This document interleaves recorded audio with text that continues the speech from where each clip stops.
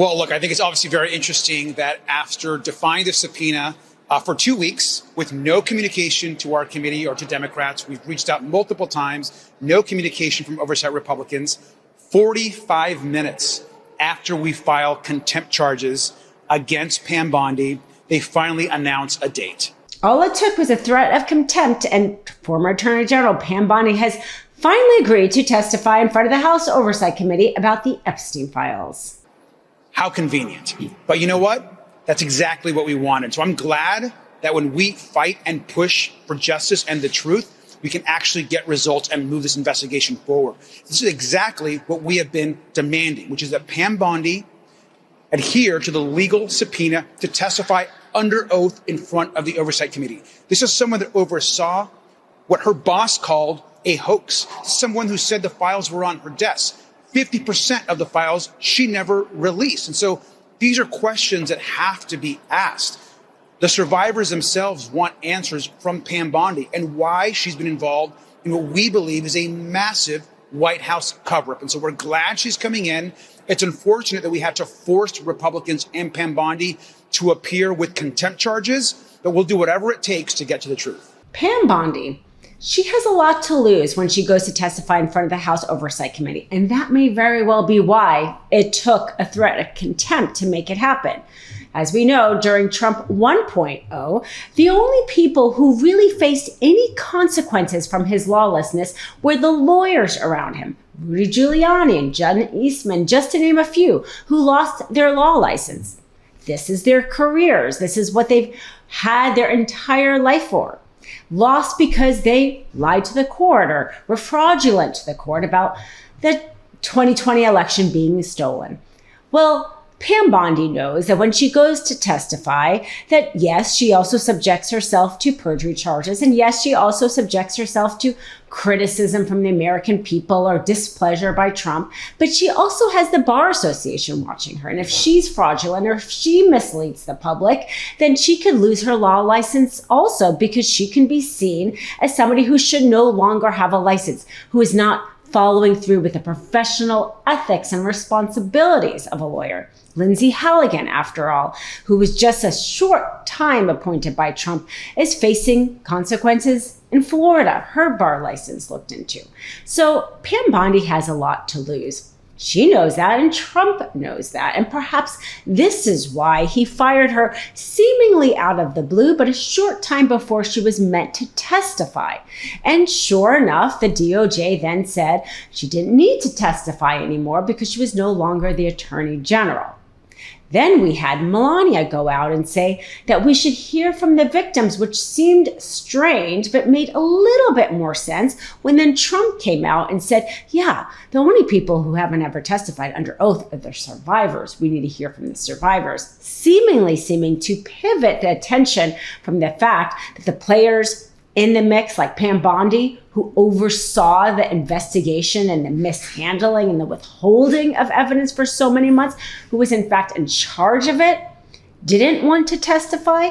But sure, let's point the finger at the survivors who have said, you have more than enough information because we have given you information all these years. Why don't you at least release that before you ask us to re-traumatize ourselves by speaking about our trauma again and again when we've done it in the past and nothing has happened? Because the fact is that the survivors have testified. They have testified to law enforcement. Lying to law enforcement is punishable by a felony. They've also testified under oath in civil lawsuit depositions. The person who hasn't testified is Pam Bondi, and she tried very hard to get out of it.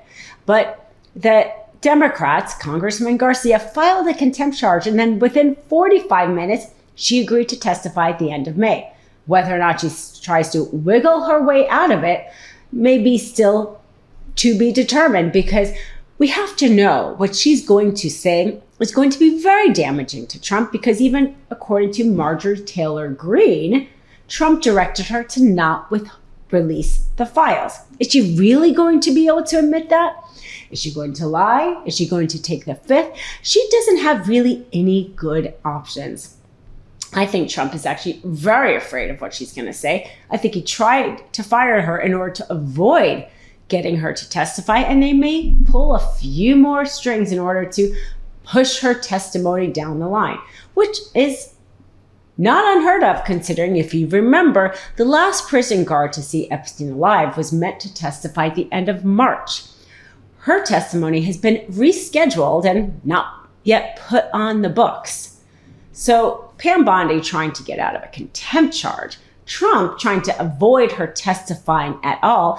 And then interestingly, Thomas Massie just telling MeidasTouch that maybe Pam Bondi doesn't know enough to testify, which in itself seems to be very much a departure from his usual sense of trying to get to the bottom of the Epstein files. Because as we know, Pam Bondi was in charge of the Epstein investigation as the top official at the Department of Justice for many, many months. We started moving into the Epstein files, and everyone remembers that battle. That was the biggest battle on the planet, like the hardest thing to accomplish. Yeah. And he had his administration, the White House, telling the Speaker and Leader Thune, so Speaker Johnson and Leader Thune, stop this. Do not pass any resolution to release the Epstein files. He told Pam Bondi at the DOJ, no matter what you think of Pam Bondi, he flat out told her, do not release the Epstein files. He was blocking everybody. It was all him, because there's a huge narrative out there that it's all Pam Bondi's fault. That they want to make it Pam Bondi. Undermining him. You're saying that, to your knowledge, he was driving this bus. Trump drove the bus to suppress the Epstein files, according to what you witnessed. I know he did.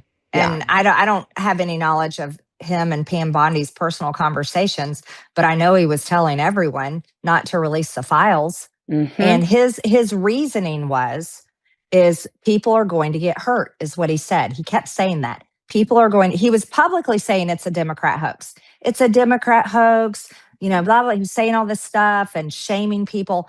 But behind the scenes, he was telling all of us, he was telling Mike Johnson, he's telling everybody, telling Pam Bondi, people are going to get hurt. And who he was talking about, what he told me on the phone, our final conversation, when he had really had it with me, because I wouldn't take my name off the discharge petition. Good for you. And I was publicly saying over and over again, release the Epstein files. He told me, he said, my friends will get hurt. So he's talking about his friends. He told me, people Marjorie, people at Mar-a-Lago, they're going to get hurt.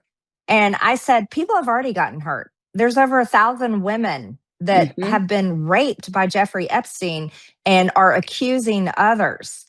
And they've told the FBI, they've told the police, they have been trying for years to get justice for this. Right. I was like, people already have been hurt. And I was trying to tell him, I see, in my mind, I still lived in this world of, well, surely we're going to find out what Bill Clinton did. And Hillary Clinton went to the island too. What did she do? You know, I was in that whole world of, it was only Democrat bad guys that were guilty. Right. And even the Epstein victims themselves had said, the ones that I had talked to, now others have said differently, but the ones I was talking to said, Donald Trump did nothing wrong. Their attorney told me and said publicly, Donald Trump actually helped convict Jeffrey Epstein. So, and I was telling the president this. I was telling him, the women are supporting you. Some of them even voted for you, Mr. President. Their attorney supports you. I said, please have them in the Oval Office and support them. I said, you have everybody in the Oval Office. Everybody. Right. Why can't you have them in? But he flat out refused. And then you saw it. Everybody saw how it unfolded. Thanks for watching. Be sure to add the MeidasTouch podcast on Apple Podcasts, Spotify, or wherever you get your podcasts for new updates every single day.